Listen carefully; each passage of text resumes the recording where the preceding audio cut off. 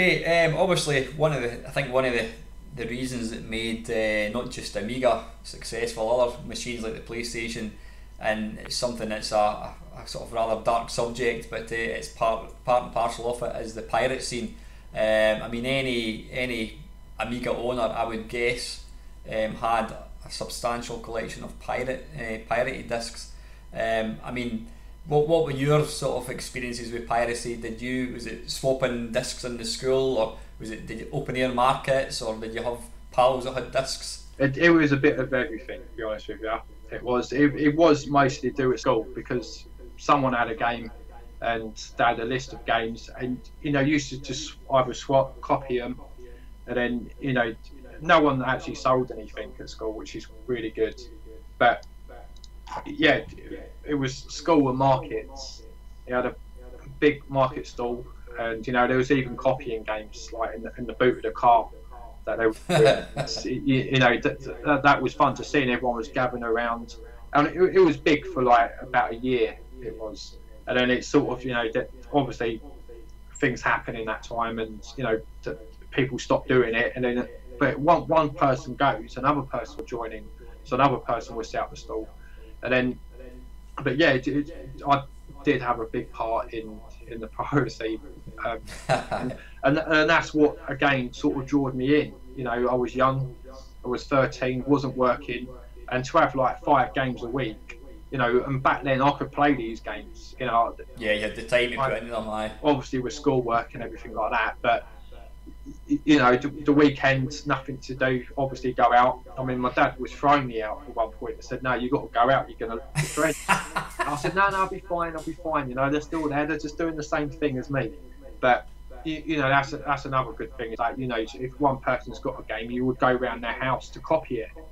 Today it was that easy to copy as well, eh? I mean, it wasn't like a Spectrum, you had to get the volume. It was put it in where you went. And I mean, did you have a particular piece of software that you used? All I used was Xcopy, and that Xcopy, I remember that one. I think that was probably there was a few versions that was out, but I think it was the purple screen version, the last version that I actually used.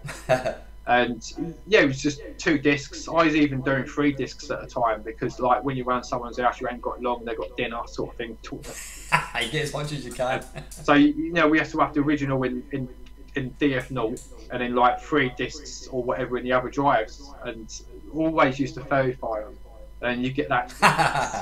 And then when you have a look at the disc to make sure it's copied all right, then you get the 6. But what we used to do, you had to have the top. What was it? Not the speed. It was the top sector on the left, well, the bottom and the top. And if there was an error in the disc, we used to match where the error was. So if it was on like 668 to 70, so we used to copy that sector off the disc to get that actually correct if there was any errors in any discs. So the ones that I managed to do were sort of perfect copies. So Xcopy was probably one of the best copiers I sort of used. It was, and you had Nibble Copy, DOS Copy Plus. Oh, Nibble, I remember that one. Yeah, I think I was just stuck with DOS Copy. I think that was the appropriate one. But yeah, the piracy, market. I think the going rate with me was £1.50 a disc.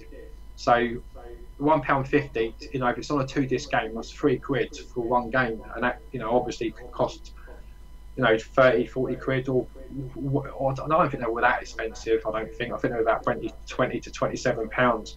It obviously varies from what game it is, but today in this principle, people collect games now, so it would be nice to have it now, but having it back then at 12, 13 years old, it's just you couldn't turn it down. You just couldn't do anything.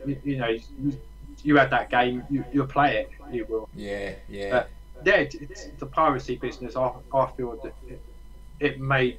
I'm not going to talk too much into everything else that happens around that, but with me, piracy made the Amiga for me. It did, and loading games. You get the odd error, but the people I went to, if this one didn't work, you take it back, and I didn't, wasn't doing any dodges at all, but you get another copy straight away back. They were top blokes they were. and obviously I go every week, every Sunday, and I knew like who I was and everything, and I did sort of get involved a lot more than what I should have done, but but it was a big part for me, the piracy. Oh, I mean, it was, to me, I mean, my piracy, I mean, when I first got the Amiga, I didn't realise, it was all about, I think I bought a couple of original games, and then it was someday, somewhere, I can't remember, so I found out that a mate, in fact, he was called the Red Baron in the Amiga circles. I think was it Bubble Bobble he did, I can't remember, there was a few famous ones. His Red Baron, it was like a wee flag. It was like you changed the mouse pointer into a flag. But anyway, I used to go to this guy's house, and I don't know where he got a hold of his stuff. I mean, he used to get all the American software, stuff like the really early stuff like Fairy Tale Adventure, and I can always remember seeing Fairy Tale Adventure. Are you familiar with that game, Adam? No, I'm not, I'm afraid. Yeah, I mean, have a look at it. It was a really early game, and it was like looking at the future of this game. But anyway, I used to go to this guy's house, and he used to let me copy his software. But then I think it got to a point you realise, wait a minute, this guy's just taking the piss. So that was kind of knocked in the head. Then one of my mates, he used to know this girl, and her wee brother had an Amiga. Well, he had an Atari ST, then he got an Amiga. And we would be 20 years old, and Craig would be, I don't know, he'd be about 13. It sounds always very dodgy, but this was like my mate's girlfriend's wee brother, and he had, I don't know where he got his software from, but he used to be able to he would get maybe 30 games a week. So we used to go up to his house and copy all his discs. But then he got wise to that. He started to get a bit kind of arrogant about it, and thought, well, man, these guys are just ripping me off. So it got to a point that he would sort of say, well, no, you're not getting any more games. So we used to say, like, we'd have a game of pool with him. We used to kind of like take him somewhere, and then he's like, oh, I'll give you some games. So it was a bit of a like we both benefited, but eventually that dried up. And then my mate told me that there's an open air market quite close to me. It's no longer there right enough now, but Ingolston Market, and it was an open air market. It was the type of place your mum could go there and get your school uniform for £5, whatever. But then in the early 90s they got into like it became a piracy market, and it got to a point. I mean, like, you would go along, and the guy would just have all these discs, pirated discs, and you pick them. Then he got a bit cleverer. He would have a blue folder. That's all he had in the stall, a blue folder, and you'd sit and pick up, and you'd go through, right, you can have that, you can have that, you can have that. Then he got a bit cleverer. He started putting out a few original games on his desk, on his stall, and then what you had to do, you had to go behind this tarpaulin kind of thing. You went through, and there was all these other people standing waiting to get their discs, and they actually used to copy them. They had a generator running with 2 Amigas, and they would say, what are you wanting? Right, you want Lotus 2, right, that's fine, that's going to be £17, and they would copy them there and then for you. I mean, I would hate to think I must have spent easily £500 buying discs of this guy, and then, as you say, it became bigger and bigger and bigger. Everybody in their auntie were pirating discs, selling them. I mean, I've got to say, I used to give people discs, I never ever sold them, and then obviously they moved away from the Amiga, they moved on to the PC discs, the Mr. Blobby discs, and that, they were like compilation. Then ultimately it became the PlayStation, and everybody, I mean, I can even remember seeing like old women selling PlayStation games because they were so easy to copy. Yeah, with the PlayStation, it was, again. And I think it's a recognised fact that the piracy did make the PlayStation. Yeah, definitely. And possibly in the Amiga as well, but. Yeah, sorry, just to touch up, when you was following this older person or something, where you went round his house sort of and copying all these games. I was older person, he was a young person. I mean, again, it's meeting people, who's got the same sort of, it's after the games. I mean, with me, I went down with my good mate Steve, and we met I say I was 15 at the time, and Ron, he was about, I don't know how, he's quite old now, but he must have been in his late 40s, getting on for 50, I think, around about that time. And it was a bit, I mean, today you think it was a bit iffy, like a 15-year-old going around a 50-year-old. but I still know him now, and we're still real, you know, great friends still and everything. But, you know, I met him down the boot sale, you know, buying Amiga games. And, you know, I still see him, you know, we do a computer club every Thursday, and he turns up. He's getting older now. I think in his late, like, say mid-70s now. But you know, it's just good, you know, sort of how that time's sort of gone, and you've known him sort of that time, and the Amiga, you know, it's run, you know, that's how we sort of met, by buying. Aye. And yeah, just want to touch upon that. Well, funny enough, I'm going to just be mentioning that when we were, me and my mate went down to, it was called the PCW show at Earlscourt in London, back in 1989. We went down there, and we got the bus from Edinburgh, got down there, and it was about 6 o'clock in the morning, excuse me, and we got to Earlscourt, and we're obviously it didn't open for another couple of hours, so we were just standing outside waiting to get in, and there was a guy, I mean, I would be 18, well, I would be 20, and I got talking to this guy. He must have been in his 40s, got talking, oh, what are you doing for? Oh, I'm just coming down to look for a computer, blah blah blah. That was it.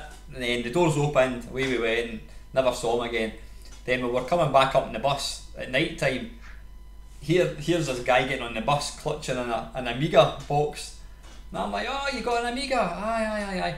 So we started talking, and then before we got home, we swapped phone number. Well, it wasn't mobile numbers, we swapped home telephone numbers. And so me and my mate used to go, I mean, John, we were 20, he was in his 40s, we would go through to see him, and you know, it was always us that gave him the games, but he was the guy that he used to program in DevPack. And then when I got married, John, the guy, he came along to my wedding, and my mate, who his mum and dad had split up, they'd got divorced. John slept on my mum's floor for my wedding, and they then got together, and they've now been married for about 20 years. So it was because of the Amiga that my mate's mum met the guy that became her husband, you know. And I still see John. I mean, I don't see him that often. He did come to that computer club that we have, but it's quite a journey for him, sort of thing. But yeah, it's computers is certainly one way of bringing people together, you know, from all walks of life, and you know, mental. Yeah, that's absolutely mental. That's but it is true though, you know. Again, you know, do Amiga, you know, whoever is interested in it has got the same passion for that one computer. Yeah. And you know, it's great. And most, I mean, with me, you know, most people move off. I mean, I've stuck with the Amiga throughout sort of the day I wanted it, the day I saw it. Even today, you know, it's never grown away from me. Even down, you know, when I got I didn't get a PC till 2003. I didn't. So the Amiga was set up, I mean, and then the PlayStation. So I've never, you know, I only jumped to the PC 2003. So I was still using the Amiga throughout that sort of, you know, when it died in 94, 95, 96. That was still the machine I was going to. Yeah. Just playing games on the PlayStation. But, you know, with the Amiga, you know, going back to what we talked about with the modules and everything, I was using the Amiga just to, you know, for the music and for the sound and the demos. But yeah, just you know, fantastic sort of thing. But it got under your skin and it's never left you. Yeah, exactly. But yeah, with the piracy, you know, going back to that quickly, it was a real benefit for me. It was because obviously, as you said, you know, didn't have a lot of money. It took a long time for me to get these computers. You know, with the Amiga 600, I remember, like, me and my sister, you know, I'll just touch on this quickly. Me and my sister was going to go halves on one for Christmas, or around about 92 or 91, and we ended up being, you know, she changed her mind and everything, and you know, it took a lot of, you know, time to actually, you know, to get one. It did. And then as you do, you know, sort of appreciate it, the more you wait for it. I mean, you got the Amiga quite, I think, earlier than me. 89, I think it was. I You had the beneficial of it than what I did. I've come quite late, like 92. But yeah, but with the piracy, it rung it sort of in for me. I mean, buying a Master System game cost like 25, 30, 40 quid. I could have a game that's that's how I saw it. I had a game a lot better on a 16-bit computer for £1.50. Aye, so it was a no-brainer. I know. Exactly. I mean, that's all it was really. And and there was passing around school. I've got Alien 3, or I've got this game, and I'll swap you. And I remember going around someone's house and he broke the little tabs on the disc. And it's like, oh no, I've broken it. At school you think he's a bigger lad. I think he's going to really he's going to knock me out if I go back to him. So I ended up putting the little spring back on the disc for him and everything, and connecting it up, because I was around there copying a few off him. And it brought school friends together as well. It was a group of us. Obviously you had the Mega Drive and the Super NES out at that time when I was at school, 13, 14. But the Amiga, for a certain amount of people, it was great. It was, and I still see most of the people that had the Amiga, even the Mega Drives, even today, and it's a topic comes up in conversation that we talk about at ease. But piracy, it worked. I think it's interesting what you're saying though. I mean, when I actually stop and think, I've got other hobbies now. I do a lot of running and that kind of stuff. But when I think back from when I was a teenager, all my sort of friends circle has all been tied into computers. Yeah. Everybody, all my friends, I maybe don't see a lot of them now so much, maybe on Facebook or whatever, but it's all tied into computers. They love the computers, you know what I mean? Well, that's the thing. I mean, with this generation of people, I mean, the way I see it, you've got people that you load up a PC, what we said earlier, you load up a PlayStation 3 game, you put the disc in, it loads. All right, you might have to have an update, but with our generation, well, for me anyway, I tend to tinker with things a lot more than what someone else would. I mean, today people, with an iPad, what can you do with an iPad? That everything's there.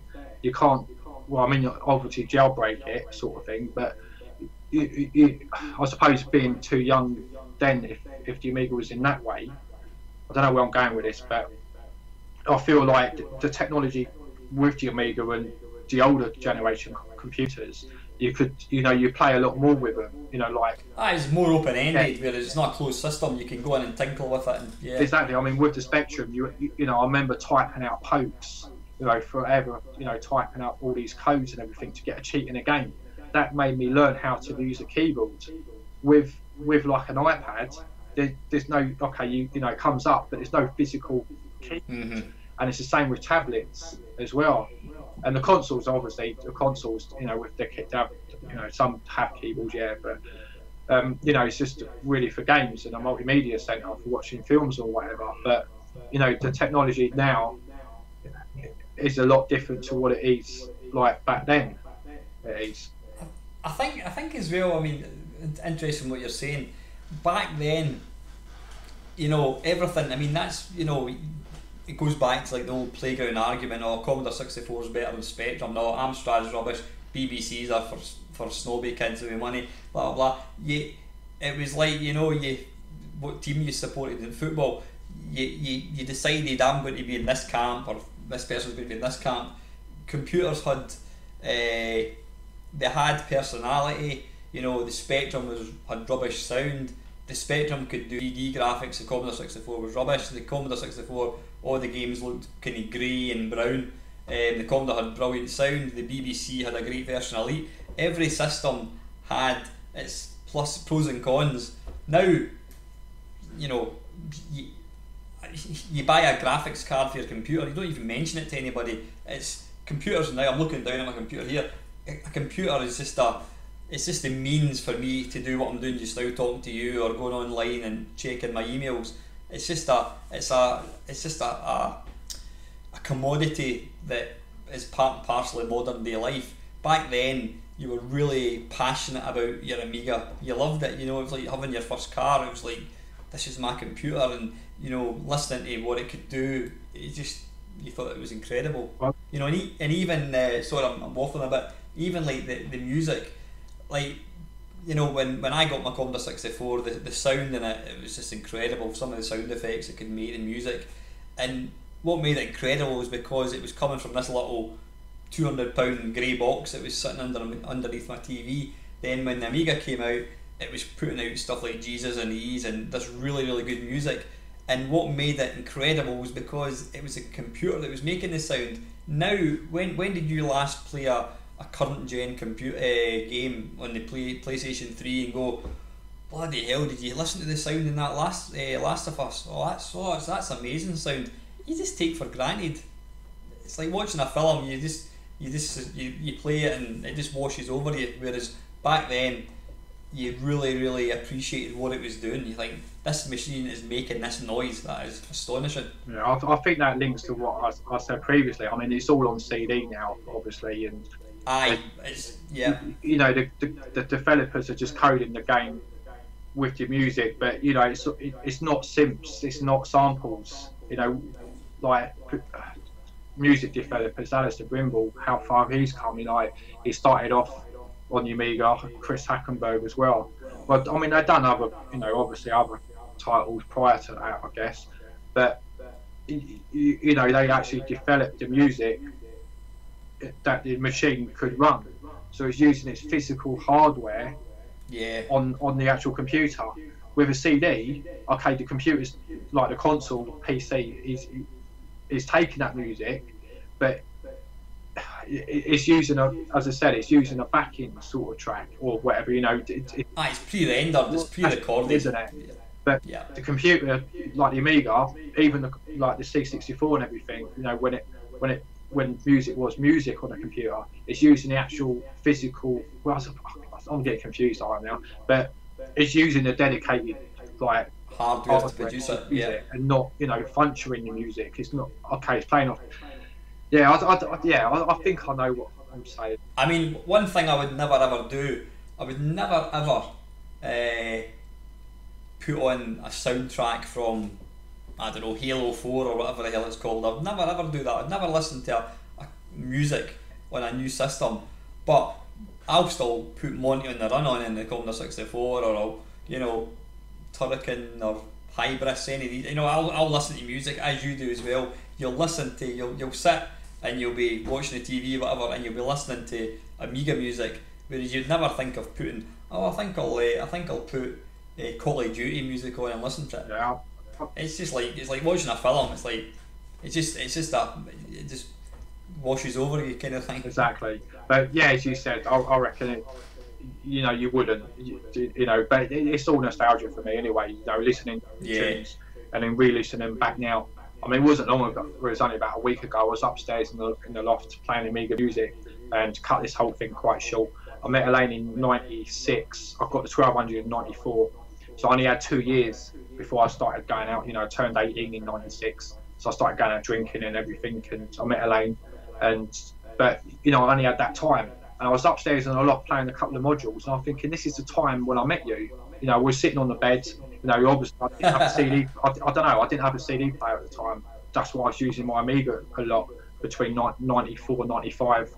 And yeah, as I said to Elaine on the bed, I said, you know, this is the music I was playing when I met you, sort of thing, and I'm still playing it today. And I come down the stairs and everything, you know, from the loft, and you know, I said, this is just brilliant. I'm just, you know, where I come from, like having the Amiga playing it then, and I'm still playing it now, and I'm still just unbelievable with it, sort of.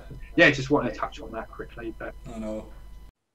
Okay, Adam, welcome back. Now, the viewers probably don't realise we've had about a sort of a 4 or 5 hour break. I think we lost the will to live after about a 3 hour stint earlier on. Yeah. So thanks for coming back, Adam. That's all right, no problem at all. Excellent. And we obviously can't finish this feature on Amiga without mentioning the games.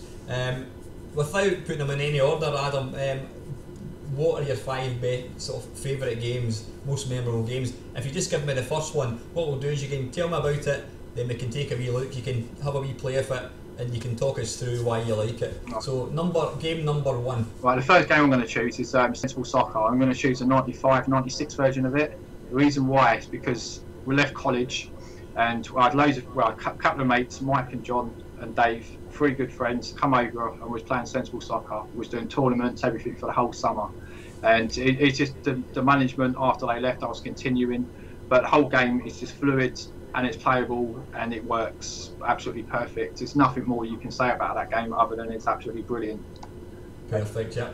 Let's say, right, you can have a shot of it and you can just talk us through it. Sorry? Good stuff. Let's take a wee look. Right, again, no specific order at all. We've got, by Sensible Software, Sensible Soccer. So this game, quickly, just me, Dave, Mike and John.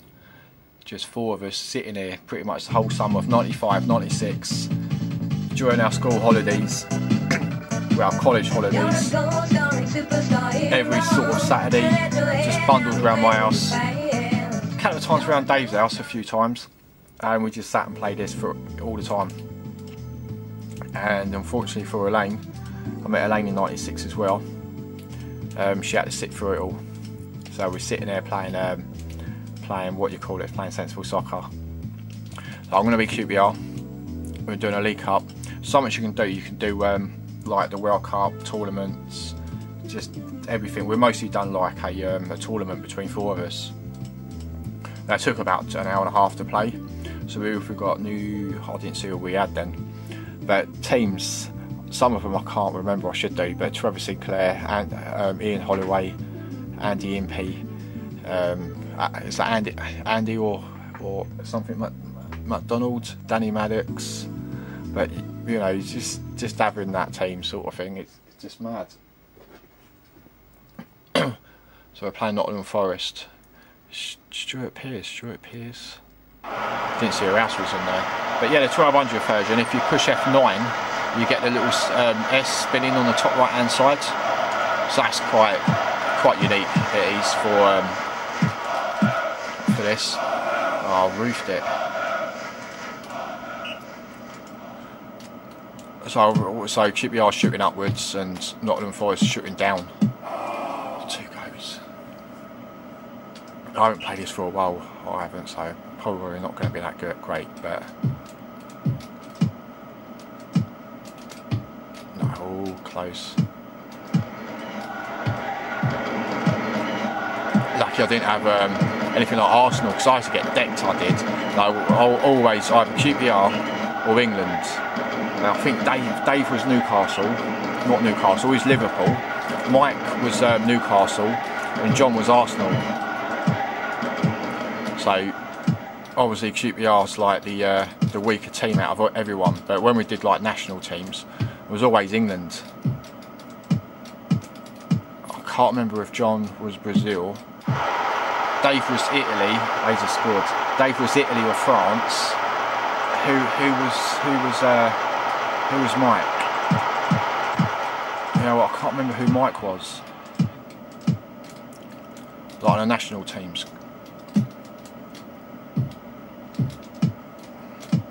No, crossed the goal line. Close. No, wrong way. Didn't see where he was going then.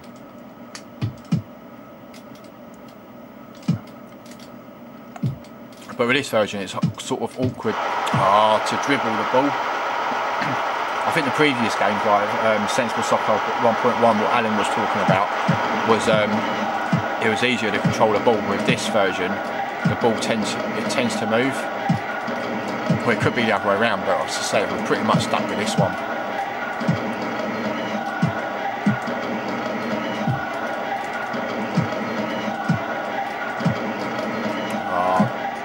Over to him then.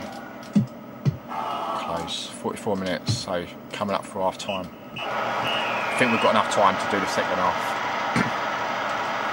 You can't let him win. Was it 2-0 down now? Yeah, 2-0. Campbell.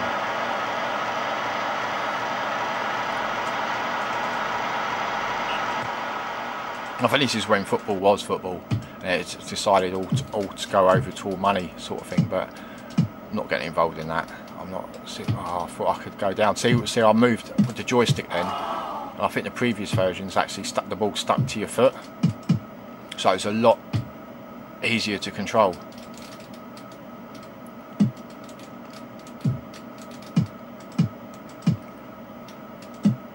Go on. Oh, bit of glitch there. Oh, I just didn't. I want to foul him there. Lucky I didn't get a card or anything. Oh, come on.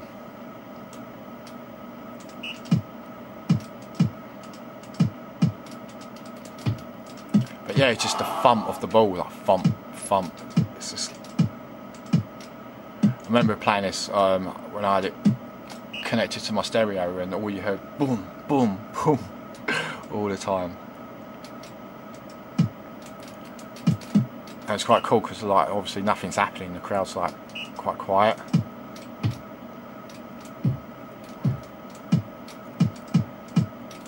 Oh, close. Come on, he should be out of a card for that when he is.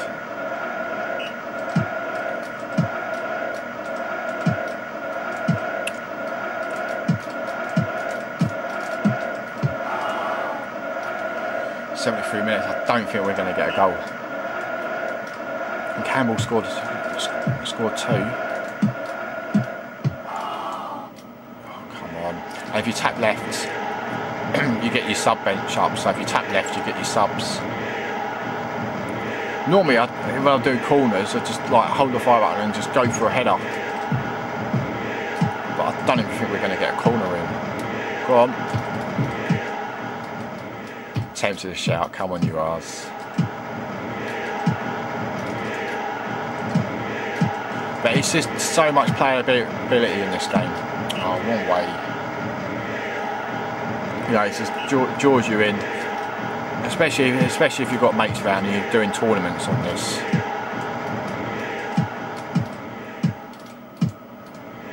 But we ain't doing too good this game.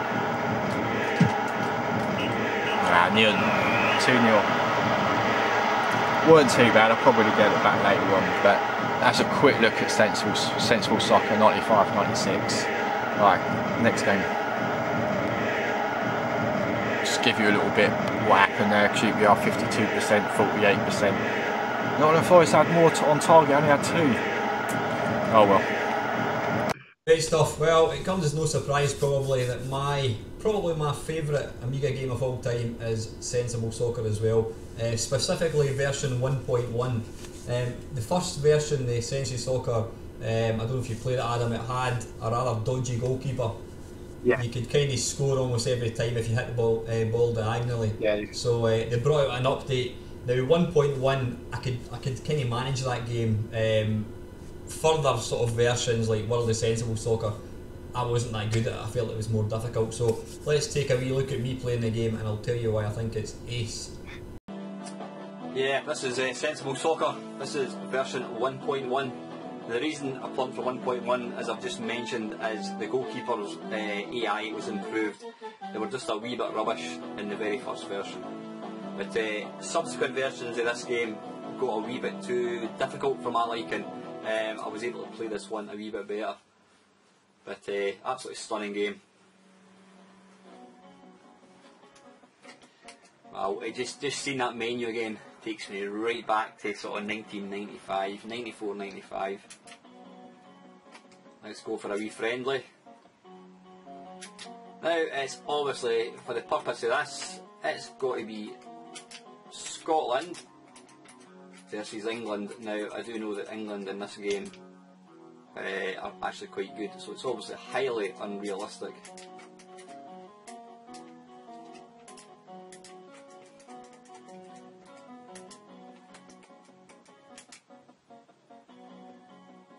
And let's go. And even just looking at the names, Andy Gorham, Dave McPherson, Ali McCoist, dearie me, Ali McCoist.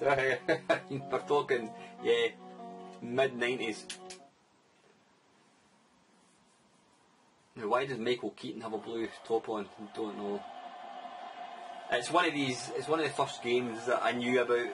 The sound reacted, the sound of the crowd completely reacted to actually the action on pitch.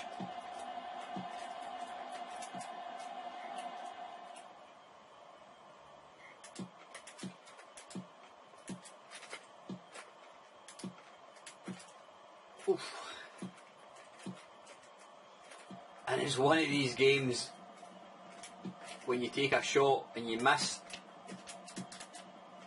you go, oh, and at exactly that point,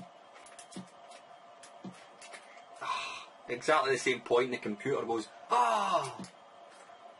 It's just, you know, it's an absolutely sublime piece of programming, and it's one of the most playable computer games, and certainly the, oh bloody hell, certainly the most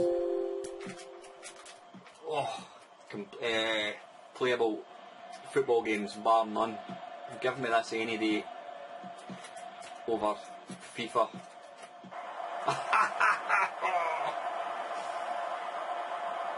It's completely unrealistic, but you know what, that makes it good. Who scored? Go on then, who scored? Mark Haley or something. Let's see, who is it? Paul Merson. Obviously Adam will never let me forget this if I do. Oh, come on, a corner. My mate used to always be able to score with diving headers.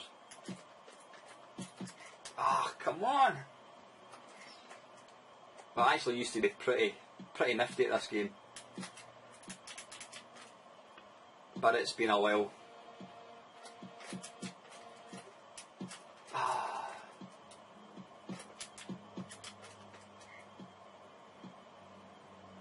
But it's just everything about it oozes quality. The wee miniature graphics. I remember when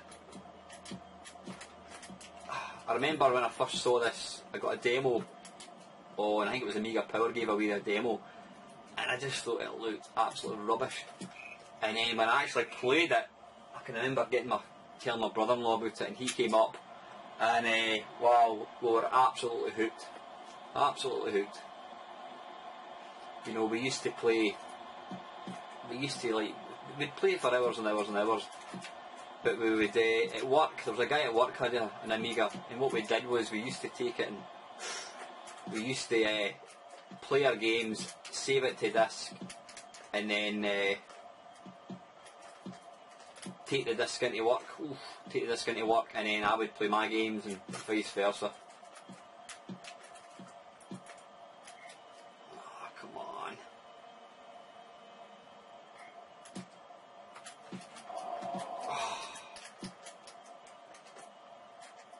It's not looking good for Scotland.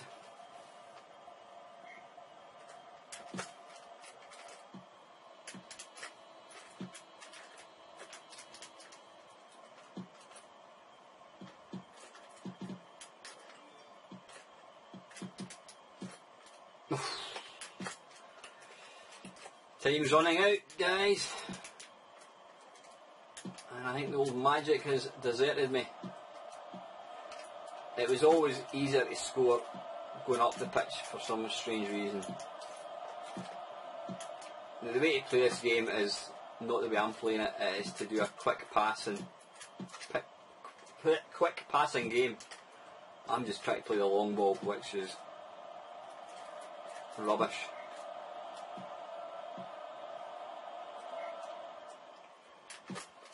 10 minutes to go, which equates to about 30 seconds of game time.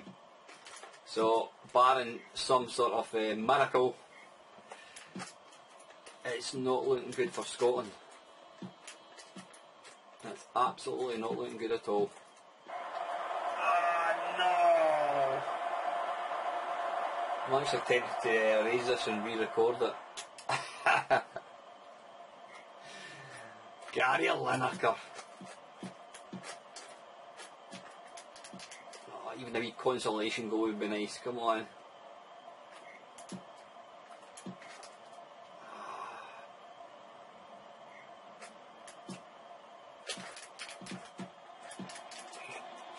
It's all over now. Yeah, what can I say? Absolutely stonking game. Best playability of any game run. That is a Sensible Soccer version 1.1, and that was released by Sensible Software. Okay, game number 2. Okay, the reason why I'm choosing Pinball Fantasies is because it's got pure nostalgia with my mum and dad. The reason why my mum absolutely loved Pinball, Partyland on it. And every time I was out on a Thursday night, seeing my cousin, me and my dad popped out and my mum was straight on it, and it was forever trying to get it off, trying to get it off. What a cool mum you must have had. What the hell? Yeah, and we was trying to beat scores, you know, because it saves all the scores and everything on there, and we was trying to beat each other's. Didn't really play it with mates really, because like it was purely mum and dad, and my dad really liked it, really enjoyed it as well. So you know, all three of us jumped on it. My sister played it a few times, but not as often. But yeah, Pinball Fantasies, Partyland, especially that. Good stuff. Well, you can stop a wee shot of it and you can talk about it. Okay. Let's take a wee look. Right, we've got Pinball Fantasies, released by 21st Century by Digital Illusions. And these two games for me, Pinball Dreams and Fantasies, it was difficult to choose, but they've both got outstanding music at the beginning.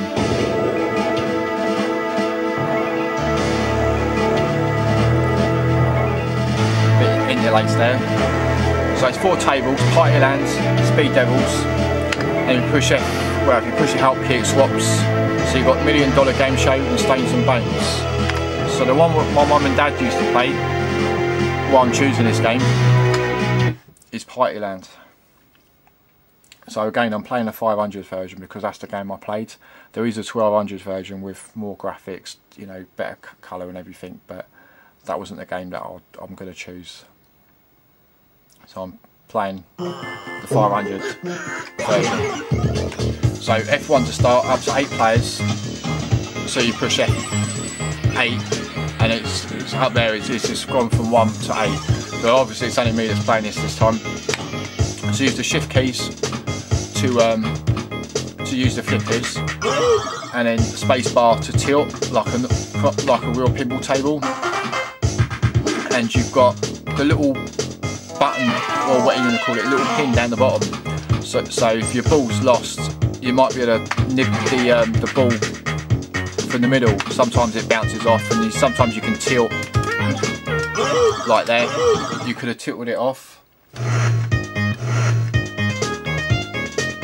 But yeah, mum, especially my mum, used to play this all the time. Especially when I was out around my cousins on a Thursday night. She used to go in my room,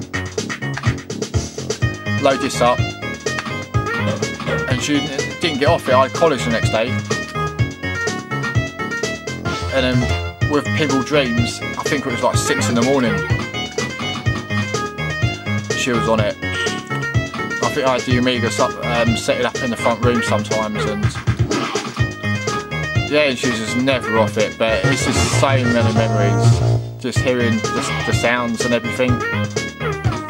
I mean, there's so many games I could have chosen, but favourites,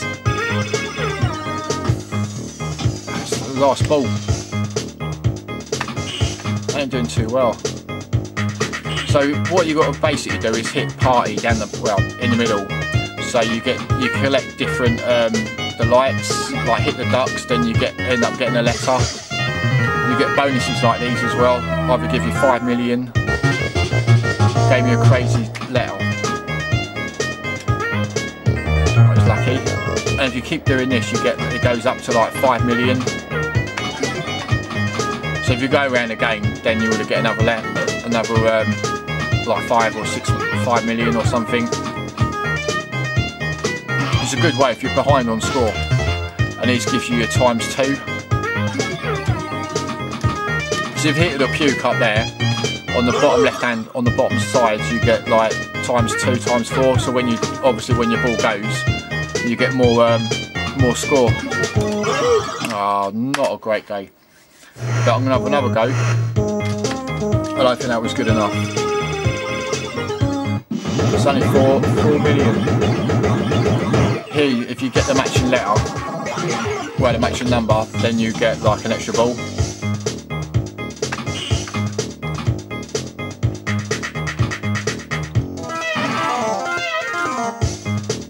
Sometimes it does get stuck up there, sometimes you have to tilt it.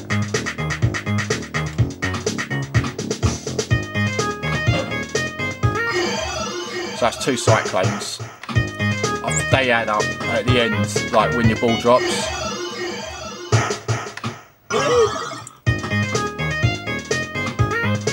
But yeah, as I said, memories of this, mum and dad's, you know, I was living at my mum and dad's house, and it was just, it's a game that they went to. I did get tired of it, but my dad used to turn the music off. You push M, because the music does get irritating sometimes, it does, but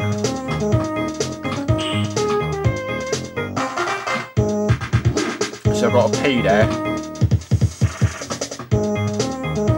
So if you light out party, you get like bonus score, jackpot, and the game starts going all mad. But you have to obviously play a lot of the game and light up a lot of the stuff, like there's jackpot, ball and 5 million all lit up in that sort of monster bit there.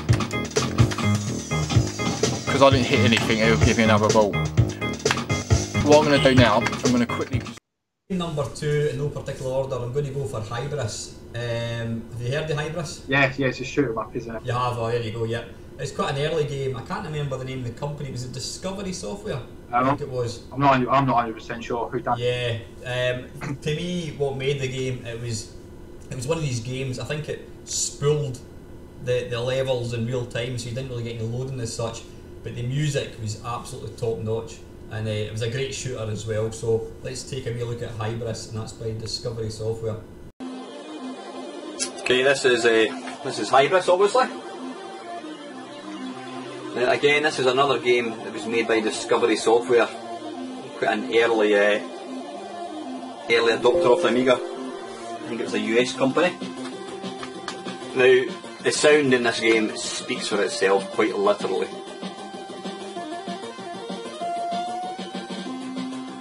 It's just what we were talking about earlier. The sound in the Amiga, when done properly, is just nothing short of absolutely spectacular. So let's anyway. We're not just here to listen to the sound, we're here to play the games.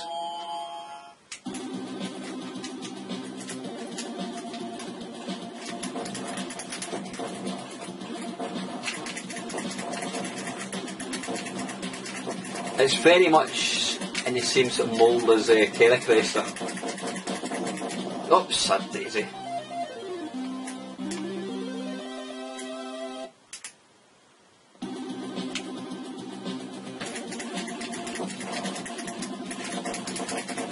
Requires a lot of jamming of the fire button, but the music, sound is just fantastic. Graphics are right up there with anything, you know, the arcade could put out back then. I mean, I always felt like the background to this would have made an absolute incredible looking Commando.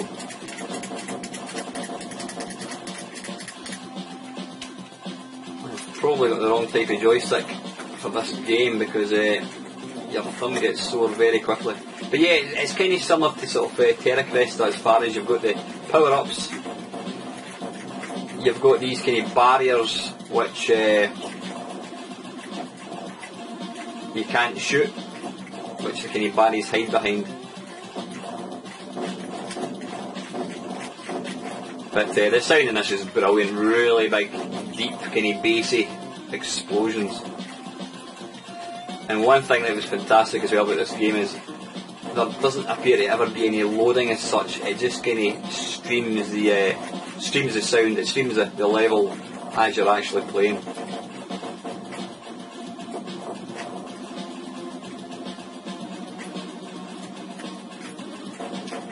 But I definitely have it right up there as one of the best shooters of the Amiga, and indeed of any home system.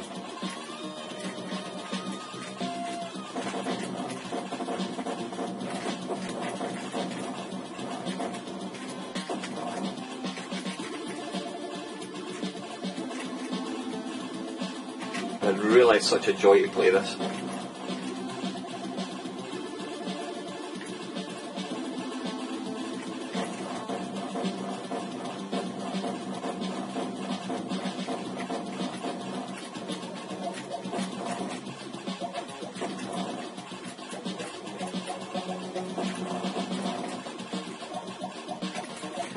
And as you can probably tell, it's this will be famous last word time again.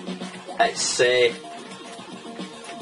very well. It's very playable, and dare I say, I'm not going to use the word easy, I'll just stick with the word playable. It means that people like myself can actually get a decent game without dying instantly.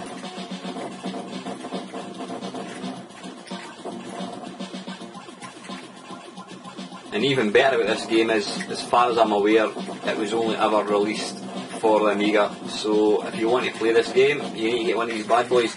Now if you spin the joystick around like so, you get a sort of like a split, your ship splits up into multiple sections, which basically increases your sort of the range of your firing.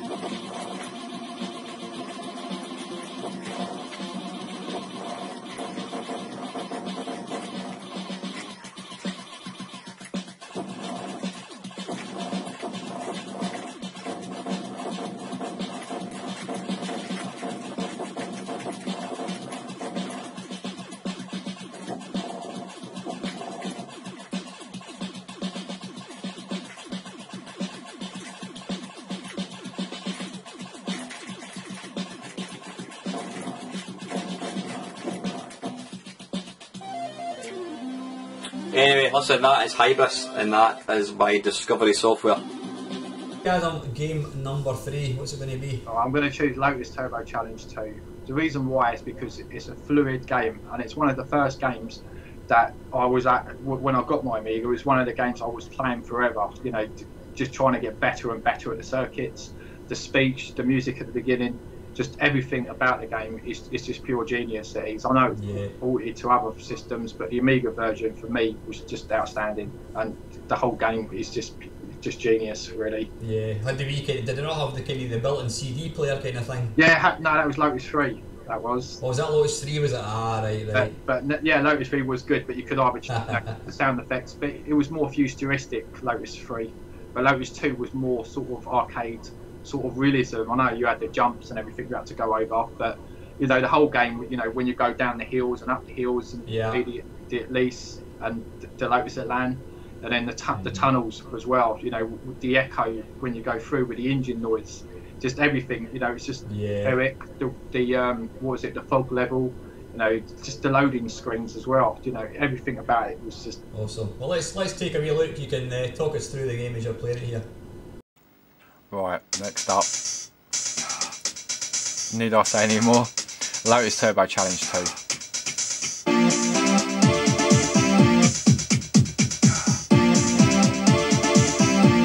And this music, boom.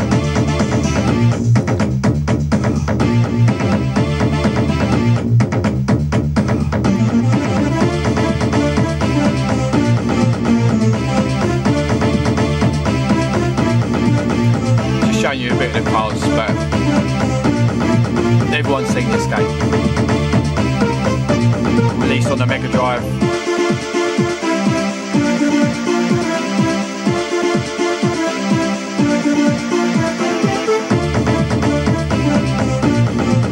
Two players split screen as well, open the link. We actually done that, me and my mate Steve. We had 2 Amigas plugged in, 2 screens, and as a game we played this. It's really, really good link up. We've got 2 Amigas, 2 screens, 2 copies. It's worth doing for an evening, for a night. So with this game, marks, set, go. Oh, I chose gears, didn't I? Couldn't remember, I couldn't. But I'll probably just do this one circuit. But I played this a lot when I first got the 600 because it was a game you boot the game up and then you listen to the soundtrack, like the beginning, the title music, because that was, you know, as you heard, you know, I personally feel my preference is amazing even today. You know, the samples, and that's what I was trying to say to Alan, is that today's games is just like a CD soundtrack, but it's the actual computer that's actually making, you know, the sounds, and everything was designed obviously for that game.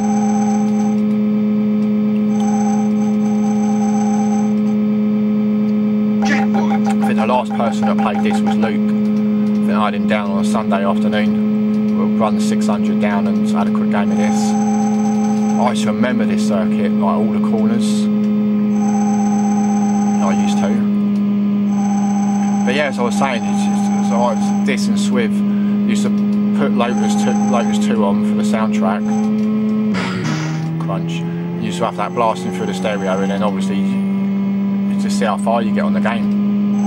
Because at the time, for me, growing up, it just felt, you know, coming from a Spectrum, it just felt so realistic. And we had good times with it. So Dave, because my mate Dave, he had an Amiga when we was at school, and he had one before me, the Cartoon Classic 500 Plus, and I swear it's a left. Yeah, okay, it's the water. I swear you've got to jump out. No, yeah. Oh well. Is it left? Yeah, no, because you've got to go that side. I always get confused with that. And you get the rocks in the middle, see. If you go over that side, you get less water. And you get rocks coming out in a minute. But as it goes up and down hills and everything like this, and the engine slows down, oh, I missed that. You know, you just feel for the game.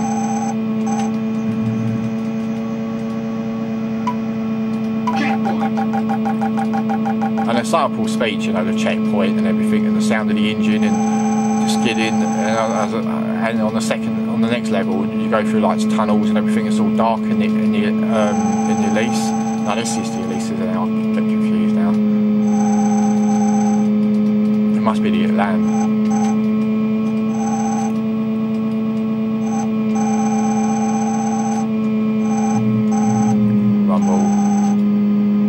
Where you've got a couple of more logs, but you've got bricks in the road coming up soon. It's going to bend to the right, I think. Yeah.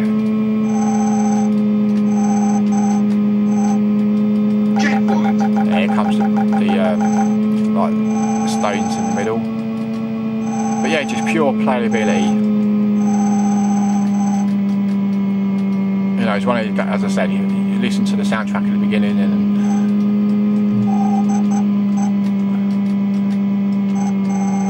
need a bit of concentration there.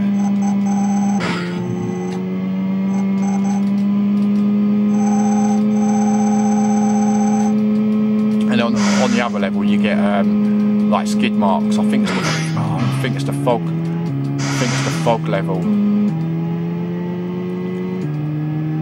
I should have really just stuck with fifth gear then.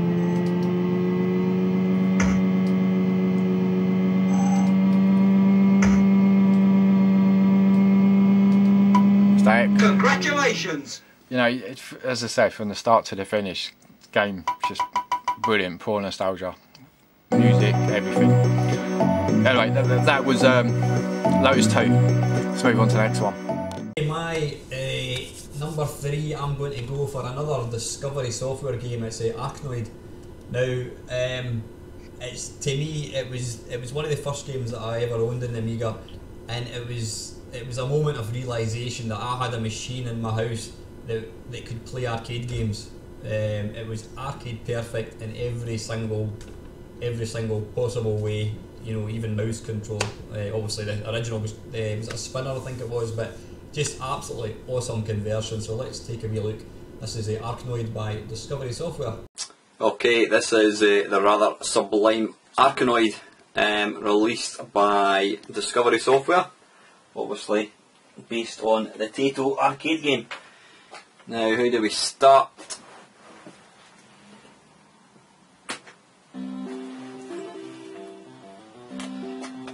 Now, seeing that intro just absolutely blew my mind. You know, you need to remember this was 1988, 1989. Here was something that was arcade perfect. It really was. And all running on a home computer. Let's sound up a wee bit. And the thing that made this game all the better was obviously because of the mouse control. The original used a spinner, but using a mouse is a pretty second close. I mean, you know, trying to play, I did have this on the C64, and trying to play this game using a joystick is nigh on impossible. So when this game came along, I mean, this game consumed so much of my time. It's just an absolute stunning conversion, and it's a game I still play to this day. It's funny how these kind of games are no longer popular, and yet it's you know, I'm sure if they brought it out on the another platform, it would be popular, even with some women gamers who only seem to like stuff like Candy Crush. But I do apologise, that's a bit of a general statement. But yeah, the sound arcade perfect, graphics arcade perfect. You know, it just plays absolutely perfectly.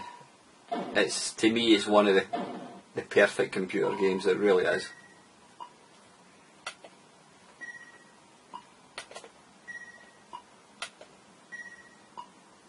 Now, it was available on Atari ST, and it's an excellent conversion. But I just think that the colours on Amiga, they just, I don't know, there's certainly more colours. It just looks that bit nicer.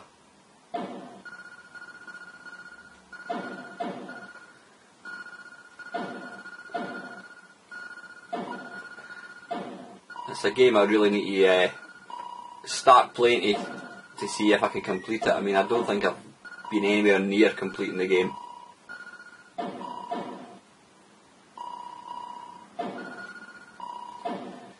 And when things start going quick like this, it usually signals a lost life pretty quick.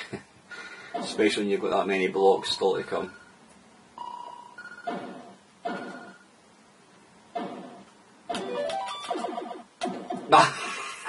That's always the case. You get the laser and you instantly die.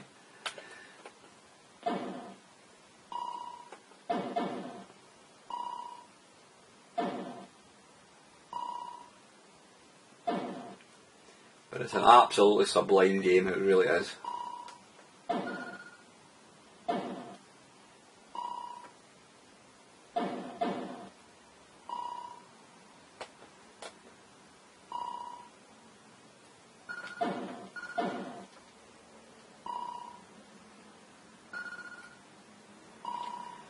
If you've never played this, I suggest you go and track down the game. I mean, it's not exactly testing the hardware as such, and I'm sure it would play absolutely perfectly under emulation if you don't have access to a real Amiga. But yeah, like I said, graphics, sound, playability, presentation, controls, absolutely spot on.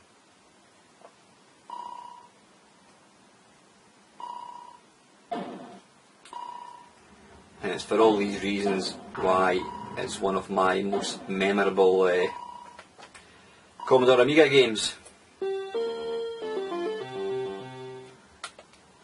And this is pretty much where my game will end.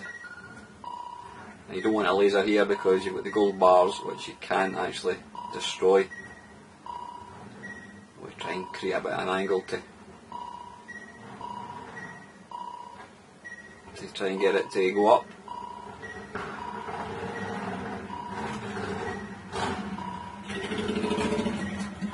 And it sounds like somebody's either driving an old car or a motorbike outside. I do apologise.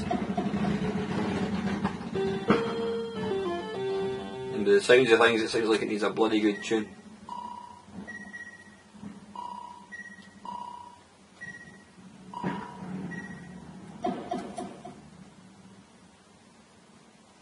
And that is it. That is the absolutely stonking Arkanoid, and that is by Discovery Software. Okay, game number 4, 2 left. What's it going to be? Right, the game I'm going to pick now is Lemmings.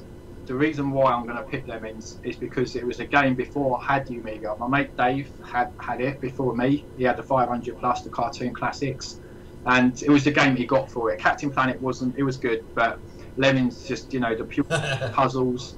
You know, using the mouse is the first game I sort of used the mouse for as well. So it was all new to me, coming from a joystick, from the Spectrum to a Master System joypads to a mouse, and yeah, it's just the playability, the music, and it was originality at the time. Yeah. It was, again, you know, the actual game was addictive, and everything about the game was just... Funny you should say that, because I think I got rid of my Amiga, I can't remember when, I sold my Amiga, and I can't remember, I think I was getting married, whatever it was, I had to sell it to basically get money for something, and then I had a kind of couple of years away from the Amiga, and then when I got back into it again, I went to see my mate that I was telling you about, the guy that's a lot older than me, and he gave me a copy of Lemmings, so that was like the first game that I got when I got my Amiga back again. I remember being absolutely blown away with it. So let's take a wee look at it and you can just tell us all about it. Right, it's not the actual version. I played the most on the 500 because it actually got the title sequence. The actual Amiga 500 plus version is didn't have this title, like this intro.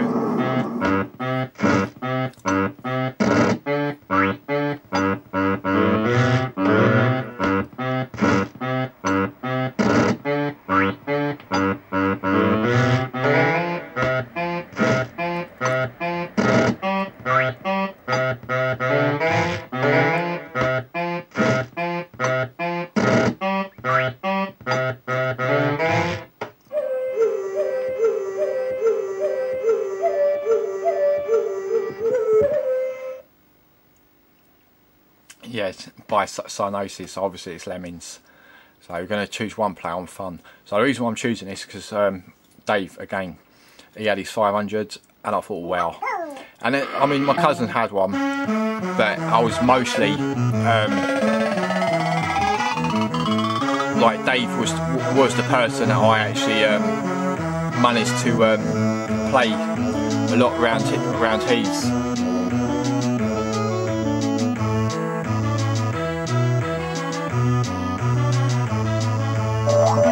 So, you know, it was a chance for me to actually play the game, well, all the games that he had, which was just nuke him.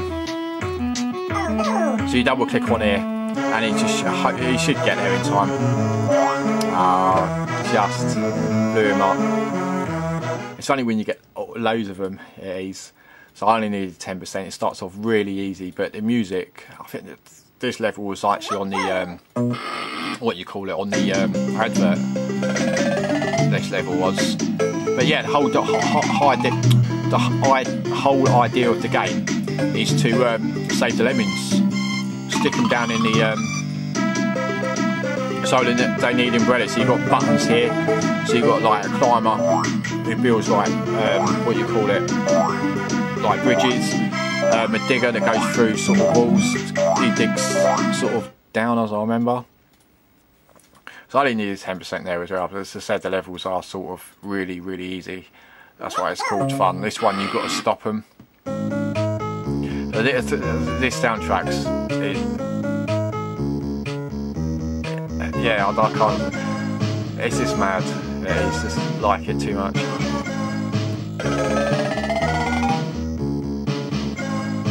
Even, I mean, this game has been released on pretty much everything. The Super NES, Game Boy, Master System, PC, Mac, Amstrad, Spectrum, C64, Super Nintendo, NES. I can't think what else it was done on, but yeah, the Amiga was like by far for me, it was. And when you progress through the game, you get, you know, you can move the screen, everything, you get larger levels. We're just going to nuke them. But it was just, it's really originality of the game that made it work. It did. You know, just blowing them up. You just see them shooting everywhere. Did I make that? Yeah, I only need 10%. What I'm going to do quickly, I'll just see if I can escape it. And then, no, hold on. I didn't want to retry. It's right mouse button. So go back to the start quickly. And go to Mayhem quickly. I probably won't remember this, what you have to do. So obviously Yeah, you need a floater. I think he's 100%. So he's got an umbrella already. So we need a climber.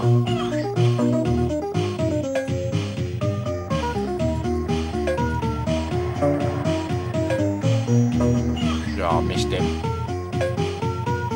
But you see, I mean, already the game's sort of getting... I've got no more. But yeah, the game sort of picks up by itself. Yeah, it does.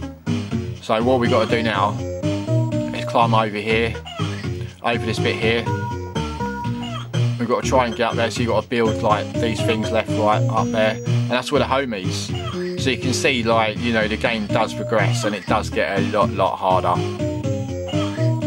But it's one of my favourite games that he's sets us from the start, really, with this. Alright, that's a quick look at Lemmings. I'll move on to the last one. Okay, game number 4, I'm going to pick Defender of the Crown by Cinemaware, I think it was. The reason being, it's not a particularly good game, but it was, again, it's probably a bit of rose-coloured spectacles, nostalgia, call it what you will. It was, you know, going from like Bruce Lee on the Commodore 64 to this epic game with incredible graphics, incredible sound. I mean, it's just like, it literally was like taking part in a movie. You know, the graphics, it was just absolutely stunning. It was all kind of hand-drawn graphics. It just blew me away. So it's not the greatest game in the world, but the whole kind of atmosphere of the game is just incredible. So we'll have a wee look at it just now. Okay, this is Defender of the Crown.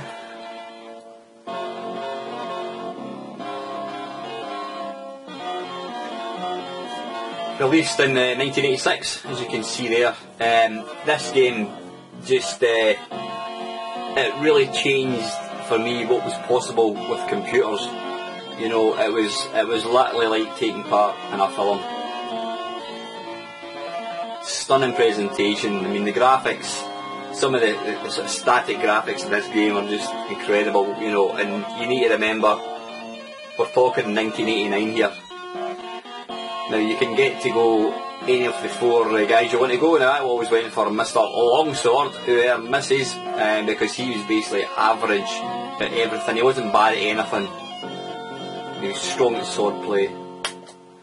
So let's go now. It's been a long time since I've actually played this game, so now even things like the fire, you can see there. Now all that's actually doing is colour cycling, but as an 18-year-old, you know, moving from the Commodore 64, it just looked incredible, and it still does. I mean, these are all hand-drawn games. This is before hand-drawn graphics. This is before digitised stuff came along. And even that, yeah, again, that's just colour cycling. Probably fairly easy to do. In fact, I'm sure I managed to do it in deluxe paint, but it just looked incredible. So I'm here, I am blue, and what you need to do is you need to try and take over various parts of the country. These other colours are my enemies, and when I try and invade one of their territories, that's when a battle will ensue. So let's I need to build an army to begin with. So to start off with, I've got 9 gold coins, and a soldier is in fact I don't really want to, yeah. Hang on, can I try, how do I do this? Build army. Oh, wait a minute, let me think. Is it build army? Yeah, I think it is actually. Yep, so basically what I'm doing is buying some more soldiers. Now what I want to do is seek conquest. Build a campaign army, send forth the campaign army. So how do we...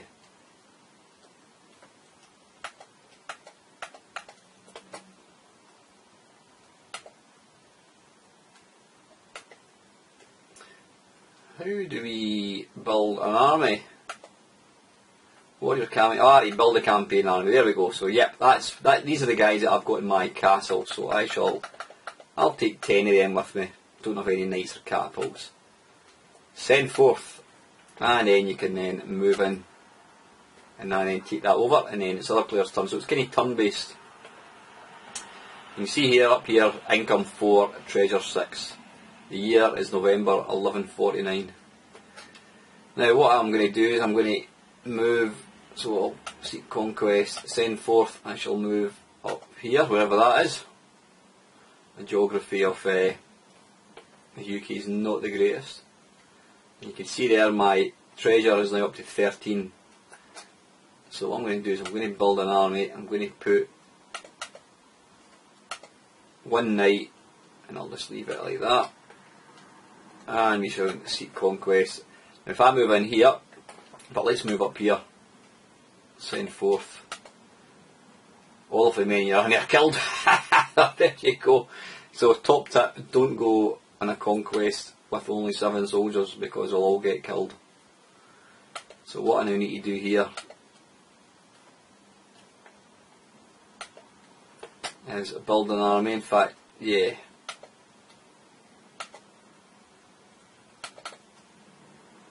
Okay.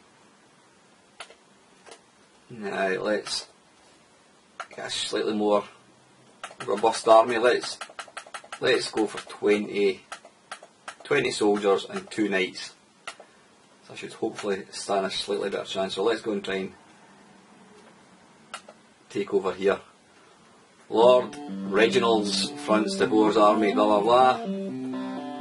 But he's got less than me. You can see here, well, he's got 22 soldiers, so let's ferocious attack. And I'm about to be killed. Your army has been slaughtered. So yeah, I'm not very good at this game. Now this bit here was a bit that just blew me away when you see the animation. This is a jousting contest.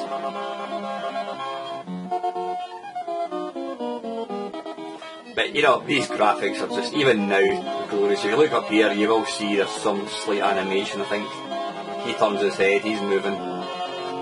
So I can now pick who I want to fight. Let's go for Roger and Falconbridge. Let's fight for fame. I want to become a celebrity.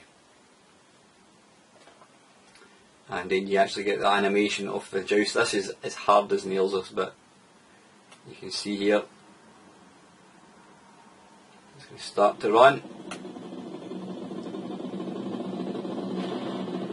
And I think I have just lost. Thus ends your days in the list at Ashby. You are not the champion, but your deeds will be remembered.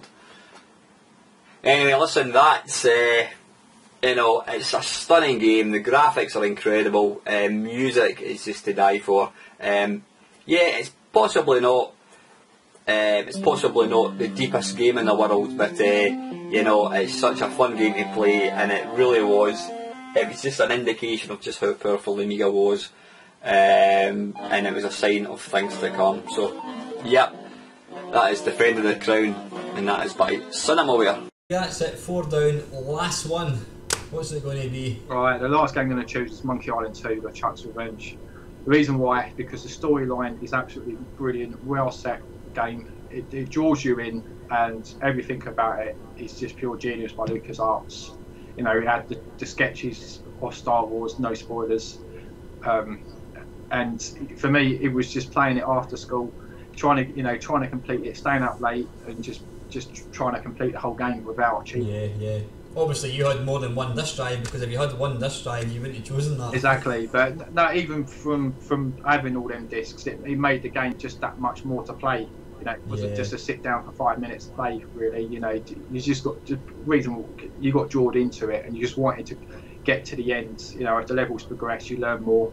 You pick up more stuff and everything. And was it one of these games when you completed it, were you kind of disappointed when you'd finished? Not really, I guess, because most games. I mean, yeah, the ending. Obviously, if anyone's watching this that hadn't played it, I won't spoil anything. But the ending was how sort of I expected it, and it was good. The ending didn't disappoint at all. It didn't. You know, I found it good being a Star Wars fan, so I enjoyed it very much. Excellent. Well, you can talk us through it. Let's take a wee look. This is Monkey Island 2, you said. Monkey Island 2. Good stuff. Let's take a wee look. Right, first up, I've got Monkey Island 2, LeChuck's Revenge, and these games are in no specific order. There's a lot more to choose from, but we wanted 5, so I'll quickly get through this. Just protection. and there's different selections here. You can say I want all the puzzles, or I want it, well, never played it before, so obviously we're going to stick with I want all the puzzles, the works, everything. So you start the game, you're on, obviously on a rope, and you're holding the treasure and everything, and Elaine, your girlfriend-ish, like, comes down. Obviously your Guybrush Threepwood on the right. So you just having a little chat. How'd you get into this? I mean, it's just kind of a long story. I mean, you have to read it. You have to. It's so comical in some bits in what you have to do, but it does sort of follow on from Monkey Island, The Secret of Monkey Island, which is another fantastic game in its own. So most people probably get the goosebumps here.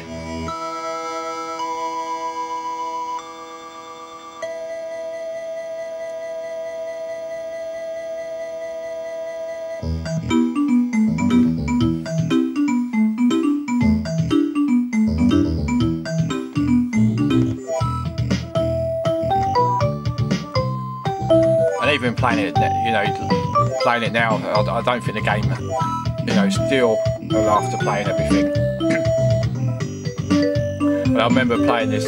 My mate Dave had this and was playing it around his house for ages. Then luckily I managed to get my 600. I ended up playing it on mine. But he did miss going around his house and trying to play this and trying to complete it. Right, gonna hit the 2 mouse buttons because you cut all the bits out. I'm just gonna do it again. So he's starting off chatting to these pirates. I think as far as I remember, these pirates were on the boat previously.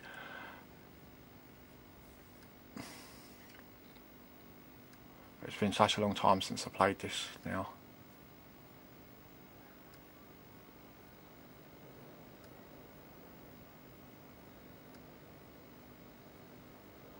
So he's on Scab Island, looking for a new adventure. Grime moustache. So I've just hit the 2 buttons again, and as far as, well,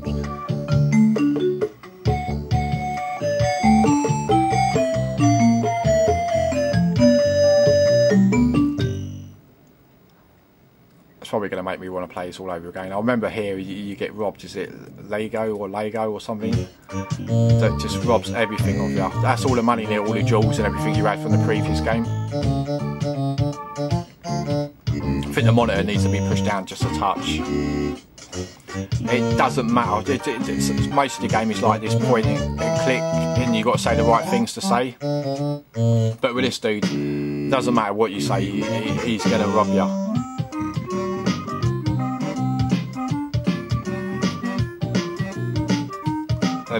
Playing on the if you can download this, I think it's still on there on the 360. I'm not sure about X1, but yeah, they did a special edition Monkey Island, so it's all got, you know, it's all the graphics are all uploaded and better, and there's speech in there. Right, I'm just going to hit the 2 buttons because it's a really short sort of play on this. Because the game is so big, it's going to take you forever to sort of play it. But I probably do have my old game saved. So if you push F5, F5 and then load, I should have all my old previous game saves on here. For when I was, I don't know, for whenever they were. So I could go straight to the end, which I ain't going to. And go to part 3. I'll try to save it so it loads up like this, instead of, so you get the music as well.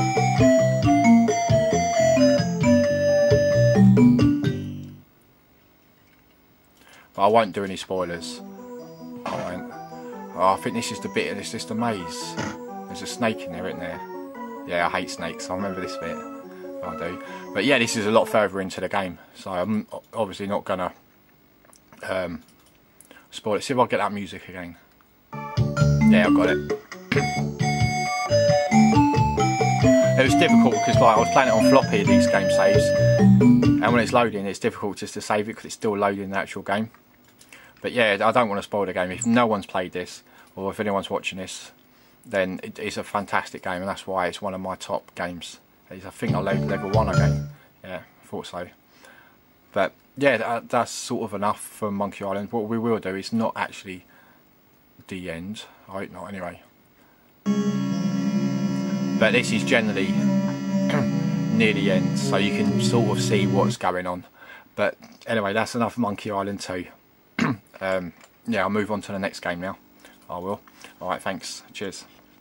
Okay, my last game, I'm going to choose probably Stunt Car Racer. I've probably chosen a lot of cliched games, kind of, you know, but it tends to be the games that just stuck with you, kind of thing. Stunt Car Racer, I remember seeing it initially and thinking it looks a lot of pish. It was like, you know, quite jerky graphics and that, but once you actually start playing the game and you get into it, and you kind of do feel like you're actually in this car, and you know, when you go over some of these jumps, it's like, wow. In fact, I've never really experienced a racing game like it, where you really do kind of, you know, you feel your stomach kind of rise, and it's genuinely scary when you go over some of these big jumps. I think, was it the ski jump or something? I think that was one of the big ones. Yeah, and they had the routes as well, so it's one circuit, and it was like, you know, what was it? It was like that on 2 bits. That's right.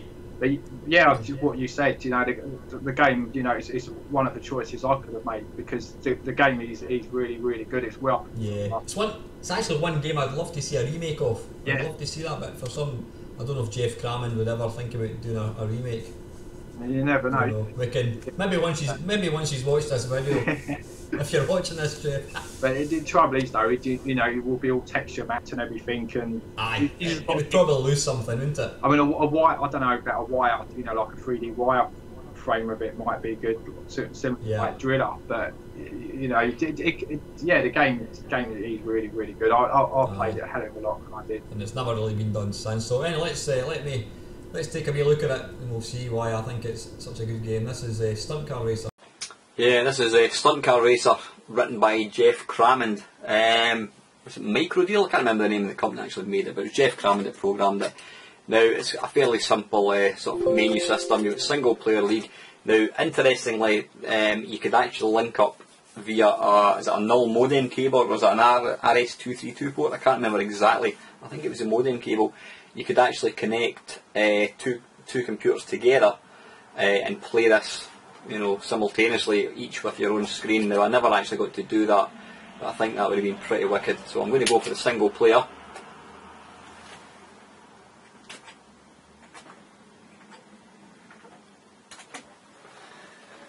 Now, you always, for some strange reason, you always start off as the one with the crash helmet, so I'm the one at the bottom, MAME. I don't know why the rest of them don't have crash helmets. So what you can do, you can either go for a practice, Hall of Fame, I think that shows you your sort of best times and that kind of stuff. So I'm going to go straight into the racing season, and what it'll do is it'll actually pair you up against somebody. It's basically a take part in a league. So I'm playing Jumpin' Jack, and the track is the Dizzy Descent. Now you'll see here, that gives you a wee sort of overview, steer to rotate view. Ah, right, okay, I never realised you could do that. That's sort of, there you go, so you can see there's a big jump at the bottom. So let's go. Just turn this up a wee bit.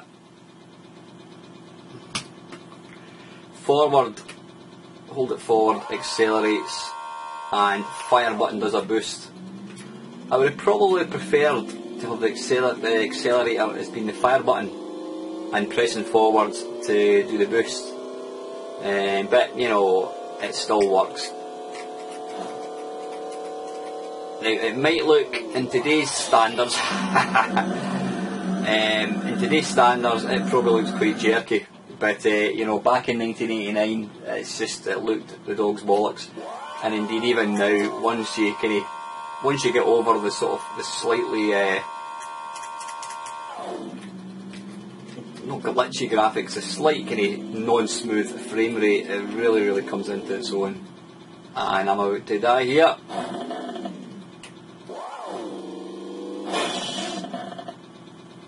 And I'm not doing well at all. Now, I don't know how I'm going to. I'll need to crash, so it lifts me back up. And then the wee crane picks you up and drops you back off.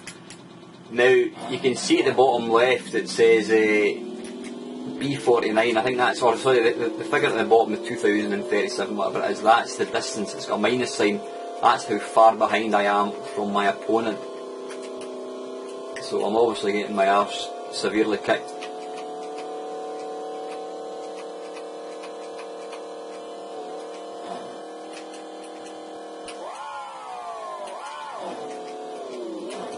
Now this is probably not the best track to really show off this game, but some of the later ones, the ski jump in particular, you really, as you're going up the ramp and you take off, you can really feel your stomach in your mouth. It's just, it really gives you that feeling of sort of, you know, being up high.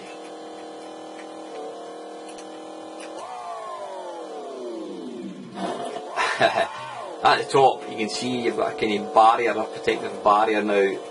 At the moment mine's has got some rather large cracks. Oof, that was lucky. Now if I press the fire button, I do pick up speed. I've got an accelerator, I've got a boost. The B I think is boost, and that shows you. So here we go, I'm going up this rather large. I don't want to go too quick. Ah! Bollocks.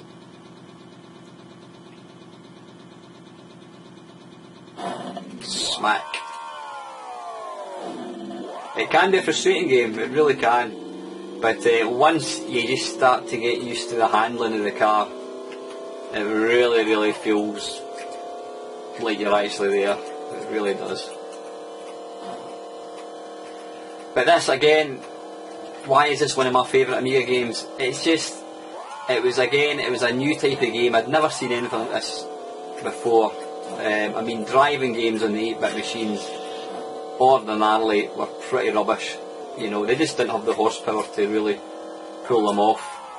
And then when the 16-bit machines came along, and in particular the Amiga, it had the oomph, or the power under the bonnet, so to speak, to play games like this and to really give you a feeling of sort of being there.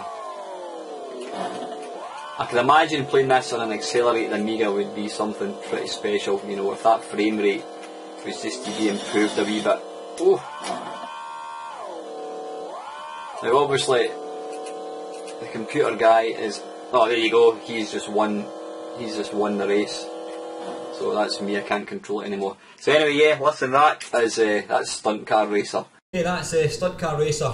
Right, Adam, I think we've probably we've not exhausted the topics, because we could probably talk for another 10 weeks about the Amiga. You know, it's such an awesome machine. I think that's all we've really got to say on the thing. So really, lastly, all I want to say, Adam, is thanks very much for taking the time to sit down. I know it's been difficult. I've taken up your whole Sunday afternoon. So you can go and buy a bouquet of flowers for Elaine and tell her them from me. Yeah, definitely. No, she's got some chocolate, she has, so that should sort her out. But no, it's been a pleasure coming on. It has, you know, thank you for inviting me and, you know, expressing our opinions on the Amiga. And, you know, I just want to touch on just quickly just the multitasking, because as I said, we've never sort of touched on that.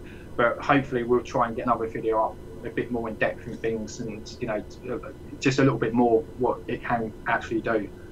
Yeah. Other than that, you know, it's been great, you know, talking. Fantastic. No, great stuff. Anyway, guys, I hope you've all enjoyed watching it. Please like, comment and subscribe. I've put Adam's channel down below. Go and check him out, subscribe. You're a top guy, you deserve way more subscribers than you've actually got.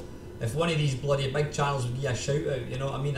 I did mention that as a bit of a bone of contention. It doesn't take any time at all to do that, and it does help people. So anyway, thanks again, Adam. Thanks everybody for watching, and we shall speak to you soon. Alright, good night. Take care, guys. Right, bye bye. Good night.